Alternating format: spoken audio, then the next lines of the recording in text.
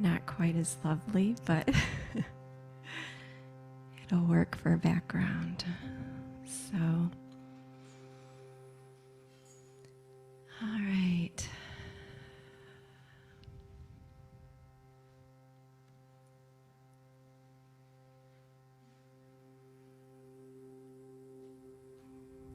So we're going to have a meditative practice here, and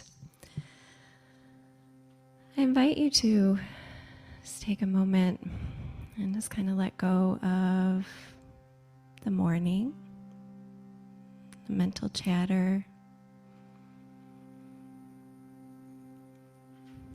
and all the energy to get here and make yourself present. And if you like, you can drop your eyes closed or lower your gaze. And you might just check in with just how your arms are placed, your hands, and are they in a way that allow your shoulders to be at ease?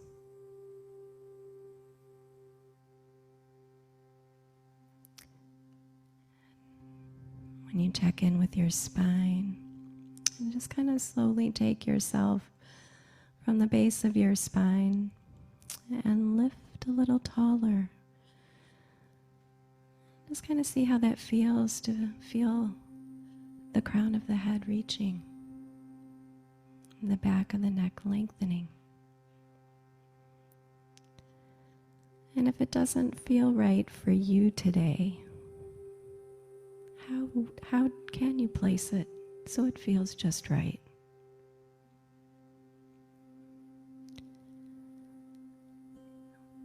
And if you drop into your hips, your knees, your ankles, what could you do to make them just a little more steady and at ease?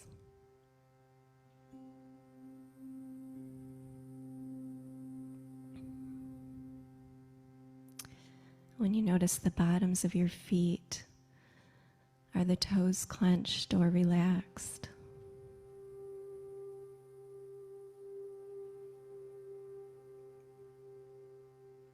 As you start to notice your breathing, and just that subtle breath as it moves in through the nose and out through the nose. How are you today? Let's do a little check-in. How's your energy? You feel fatigue or energized or somewhere in between?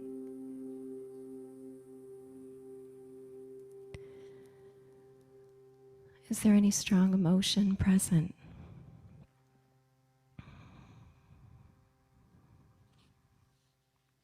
Are the thoughts rampant and chatter or at ease?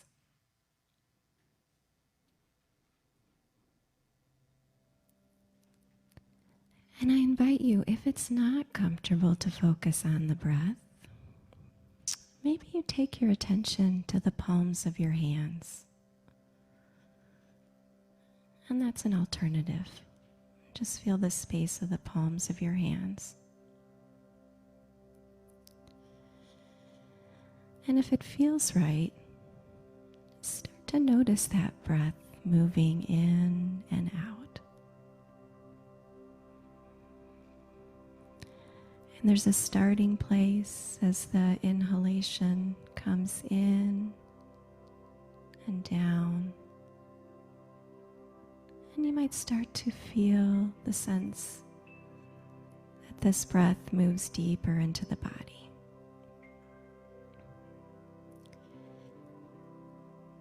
And the exhalation, there might be a softening somewhere else, maybe in the shoulders, maybe in the jaw.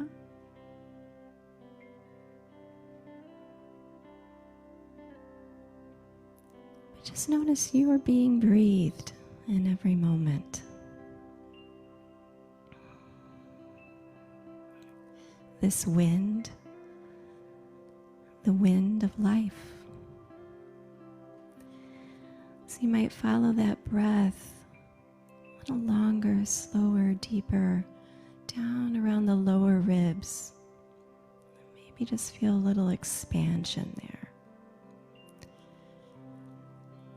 Longer, slower, more subtle. Letting the air out slowly, contracting around the lower ribs. Almost like filling a bubble that you don't want to burst, but you want to slowly fill and feel just where that inhalation stops, and then it feeds the exhalation.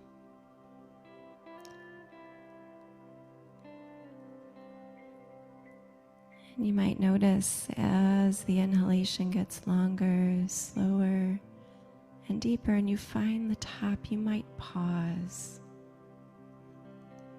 just briefly and notice that space before the exhalation starts.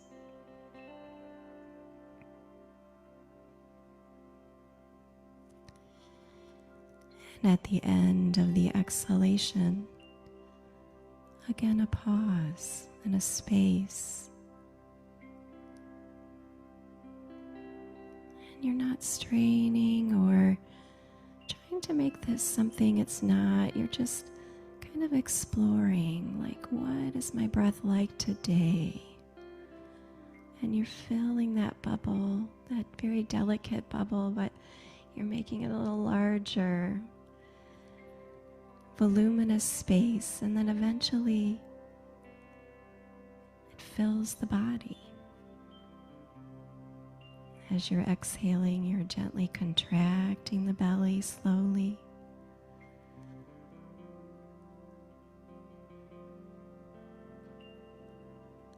Finding the beginning, the middle, the end of the inhalation, and a pause. In the beginning, the middle, the end of the exhalation, and a pause.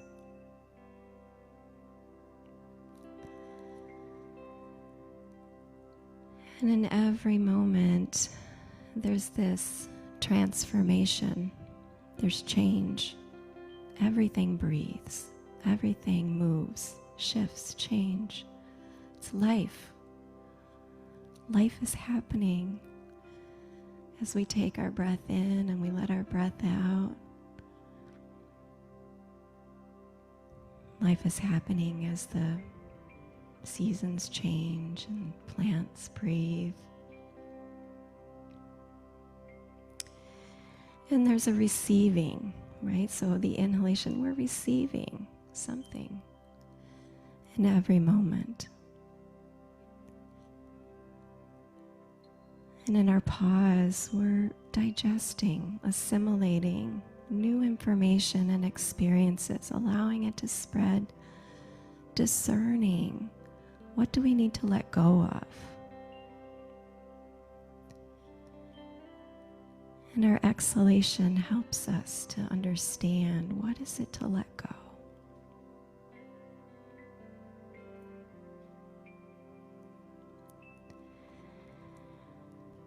And you might take a moment and just kind of check in and notice if any thoughts, images, experience of sound wants to be heard.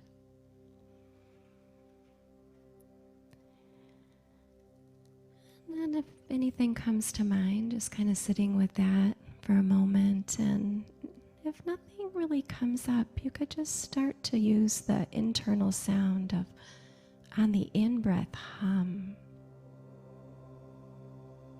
And on the out-breath, so.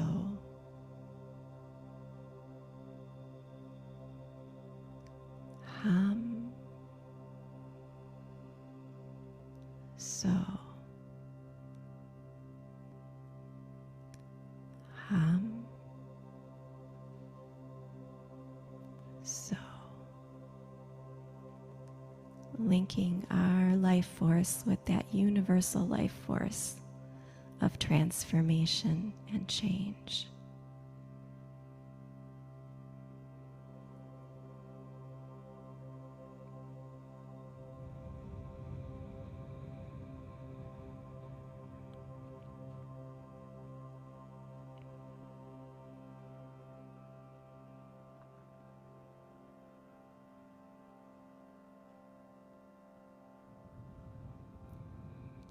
And as we stay with this breath, we might pause again and just check in. Notice how you feel. Allowing any newness or shift to start to expand into the entire body. Maybe feeling the breath in the whole body, expanding outwards. Just noticing, where does it circulate? Where does it not? How do we expand internally?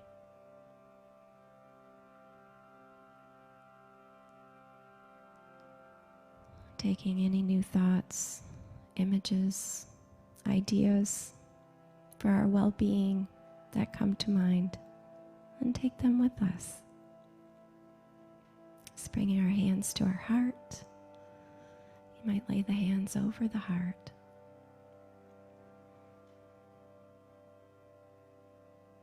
And sending that love back to yourself.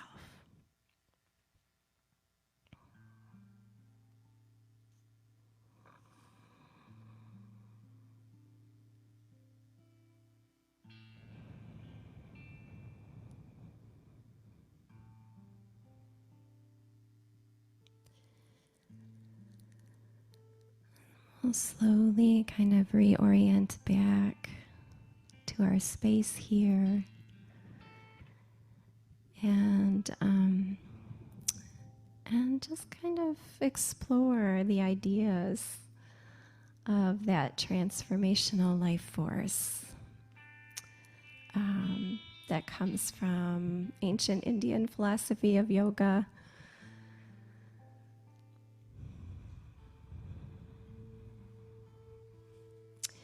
So one of the reasons I wanted to do a talk here about yoga was I really felt like there's still so much idea out there that you have to be flexible and touch your toes, and that's yoga, and that it's postures and movement and a physical fitness, and there's so much, and understandably there's a lot of what's out there, but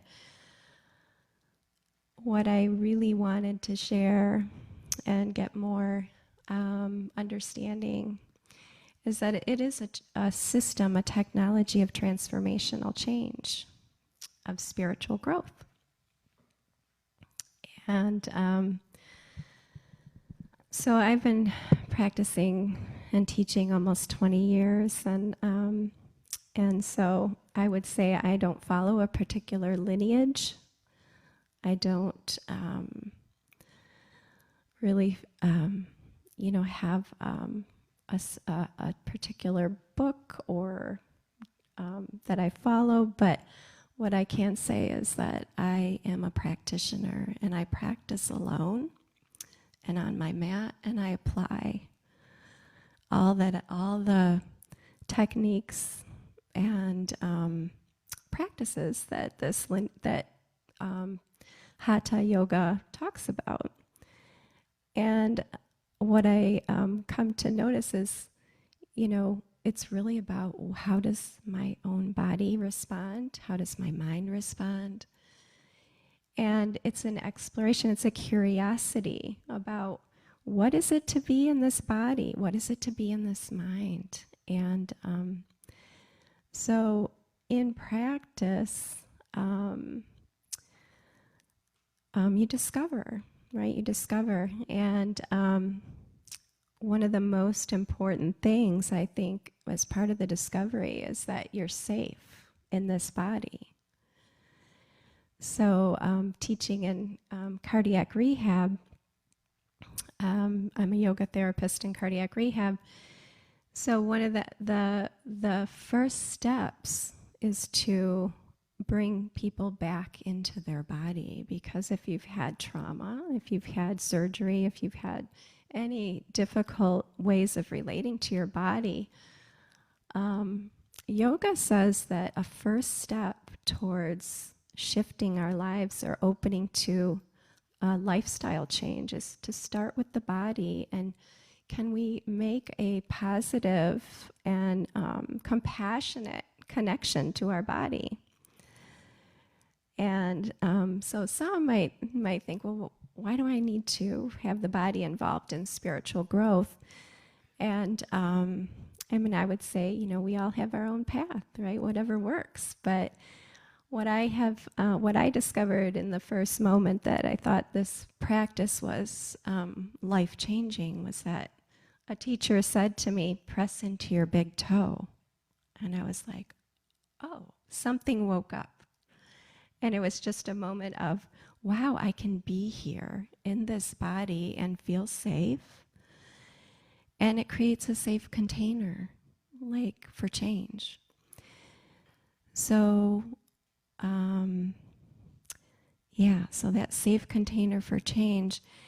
And we need that because this mind has many constructs that'll say, nope, not going there, right? So these psychological constructs that keep us from exploring that deeper level of ourselves.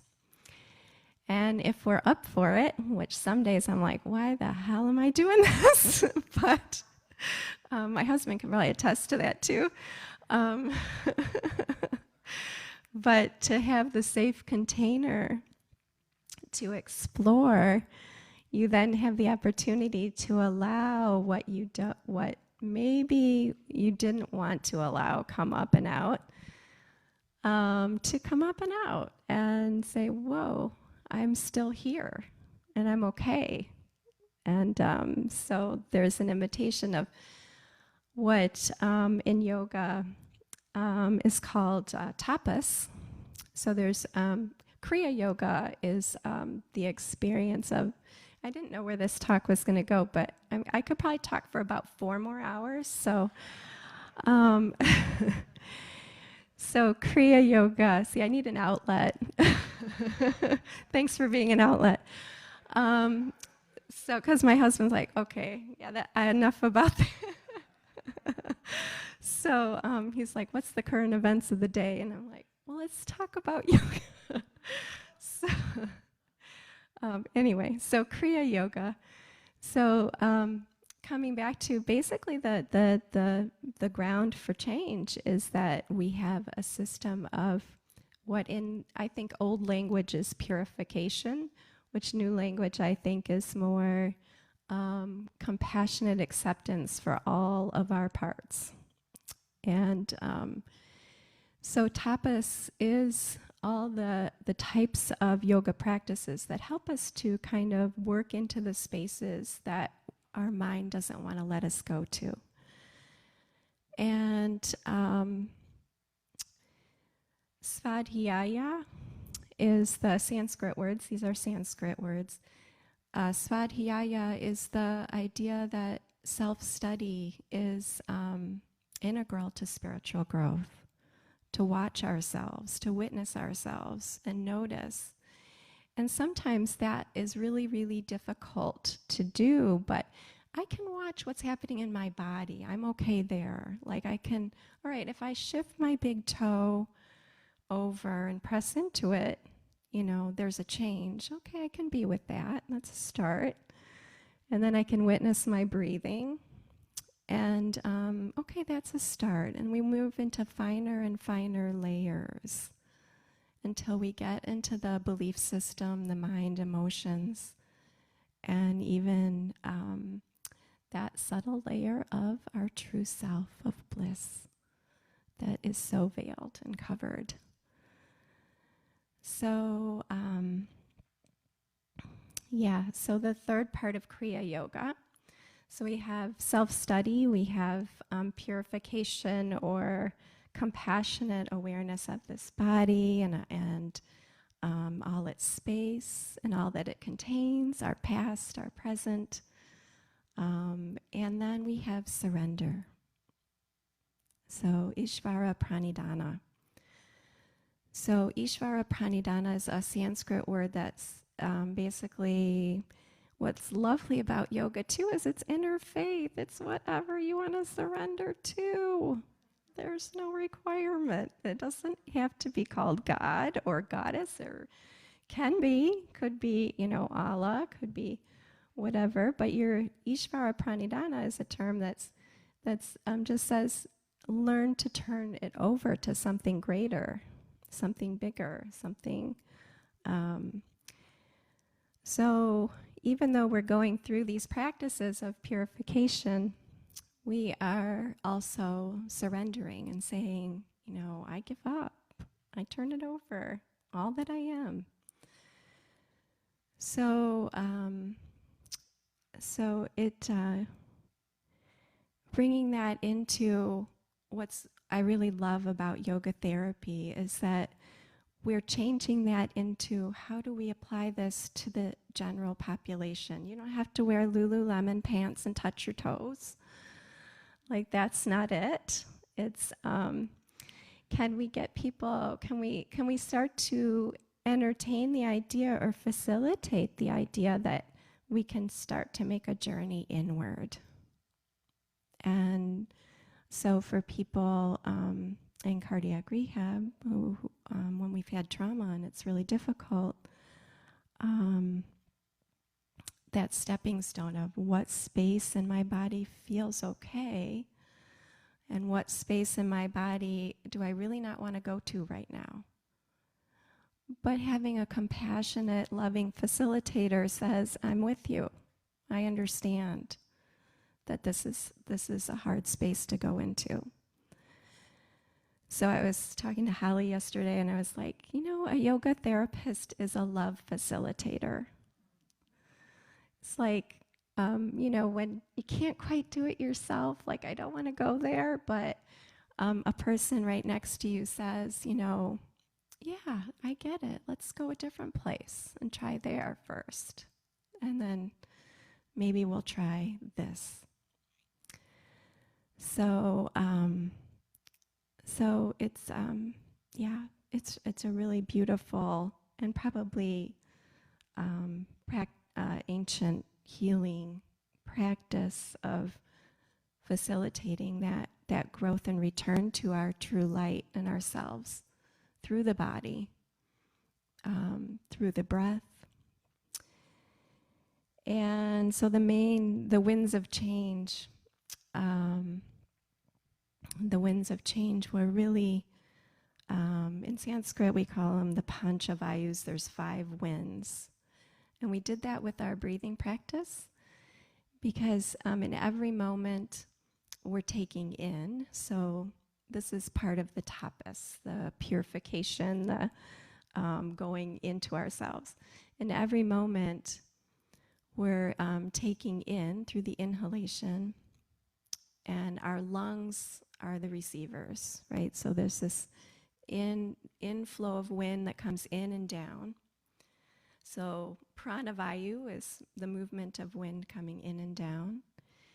Samanavayu is basically this horizontal movement of energy or prana or life force that moves horizontally.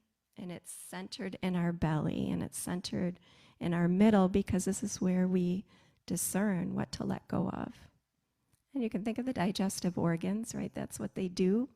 They kind of break down and they find,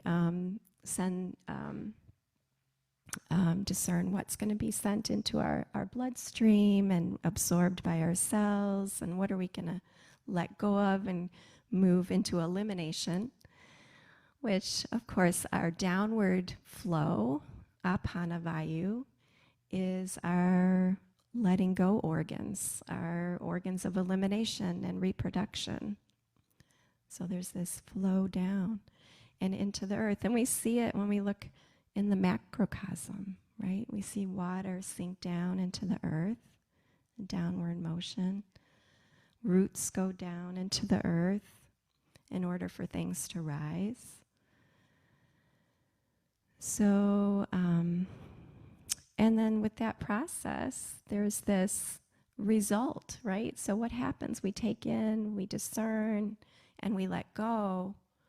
But then what's the end product? Something comes up and rises up and out of us. So there's this upward flow of wind or air or life force or prana or chi, whatever you want to call it, comes up and from our belly and kind of rises up and into our brain. And we have this need to express, which, like I said, I need an outlet. So this Udana Vayu, it's called. So these ancient yogis, they discern this process is happening all the time, these winds of change. And we get stuck. So one of the things I noticed with heart patients is a lot of times I'll say, well, anyone want to offer an observation of how you feel or what shifted in your body or what changed in your mind throughout the practice? And most of the time I get crickets, like nothing, like, and I know people are kind of discerning, like it's new to get back in this body, so I'm not really sure what to say.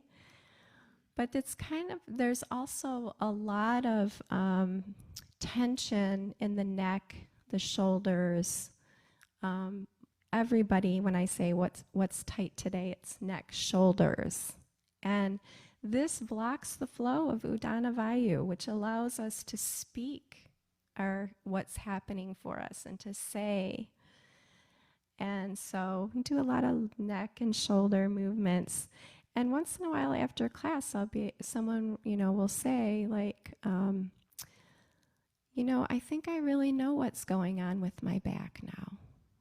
Or I think I really, I think I can do something different with my food choices. Or, just allows a little space for change, to be able to receive, digest, let go, and then speak something new.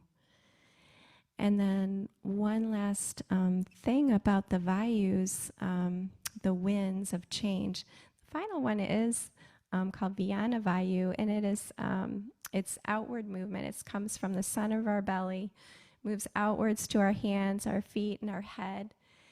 And the system related is circulation. It's the heart and the vascular system. So the vascular system has this movement of life force to all our parts, out to all our ends.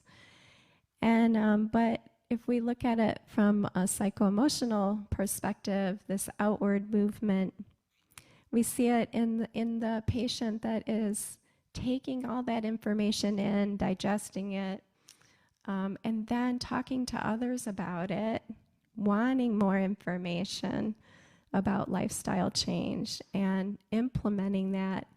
And that wind is flowing, right? The Vyana Vayu, the outward movement, the circulation, the flow of change. And so it's an interesting, pranavayus are, I would like to just kind of end what I'm saying by saying this is divine force. This is nature. And I talked to Atmananda from Kashinivas about this, and the message from him was like, this is divine stuff, and we have to remember, like, this changing ourselves requires a lot of compassion, and so balancing out the compassion for ourselves with this, we're working with like changing patterns that have been built over a lifetime. So so the piece of compassion and change is certainly the way to go. And I know I'll be, as a teacher, I'll be like, oh yeah, compassion, compassion. And I'm like, look at myself. I'm like, oh, that applies to me too. Like, so it's easy to sometimes give it, but it does apply to yourself. So, so I know we're running a little late today, but I can just end the talk there, and we have a few minutes for questions. Okay, so